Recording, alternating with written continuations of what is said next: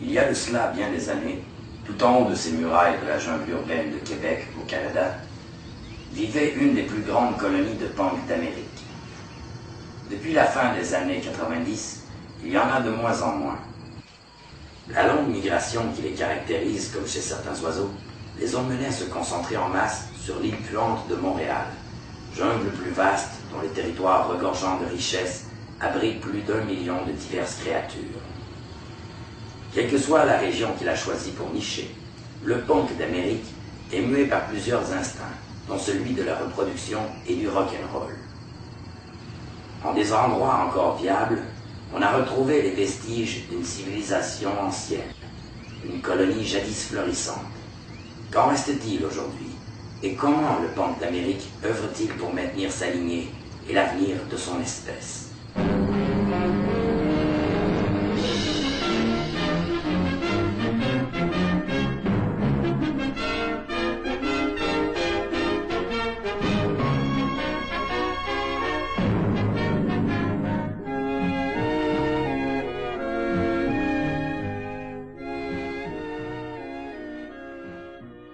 Beaucoup de chercheurs ont tenté d'élucider le comportement du punk d'Amérique. L'animal semble curieux et s'approche. Cette fois-ci, de la nourriture est utilisée comme appât pour attirer la bête. Satisfait des victuailles nouvellement trouvées, celui-ci s'en empare aussitôt. L'expérience est un échec. OK, mais mettons que tu marches dans la rue tard le soir, là, que tu croises un animal qui te fait vraiment peur, là, quelque chose que tu veux pas voir. T'as le choix entre un robineux sous avec son 26 onces, un moteur avec un pad et une moustache, et un punk avec son squeegee. Lequel entre les trois qui te ferait plus peur? Le punk. Le punk? Le punk. Le punk? Ouais, le punk. Durant des siècles, il y eut les tragiques histoires de démons noirs. Elles parlent d'un monstre assoiffé de sang, traquant impitoyablement son ennemi, lui arrachant membre après membre. Une brute au pouvoir terrifiant et à l'insatiable appétit.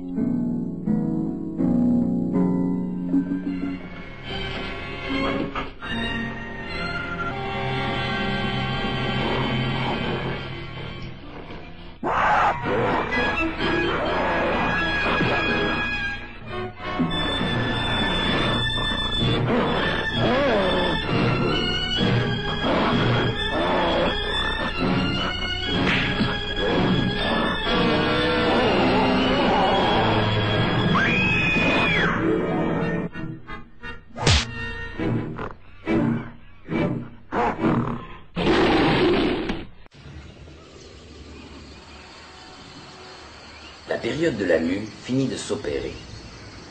Le punk est désormais prêt à se débarrasser de sa peau d'hiver pour faire place à ces nouvelles écailles qui reluiront au soleil durant tout l'été.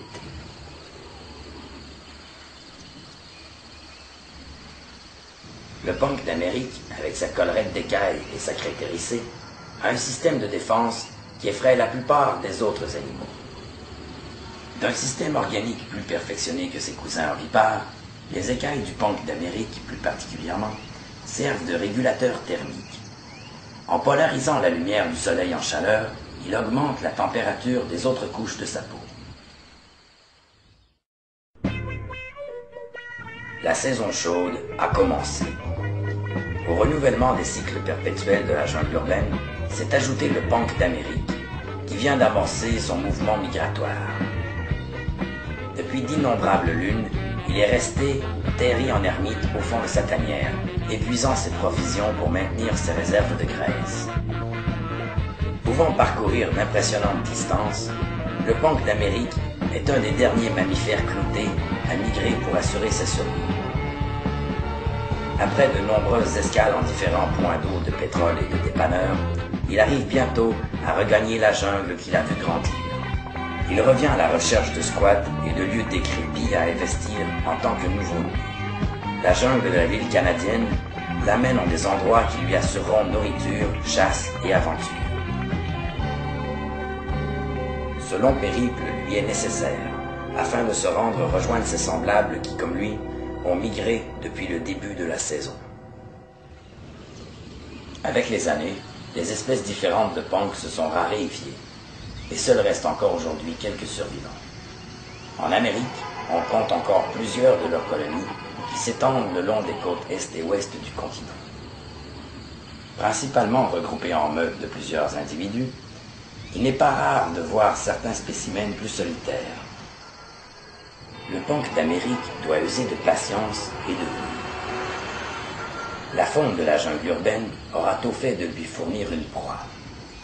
Durant la saison chaude, il n'est pas rare de percevoir le punk d'Amérique à la recherche d'endroits propices à se détendre.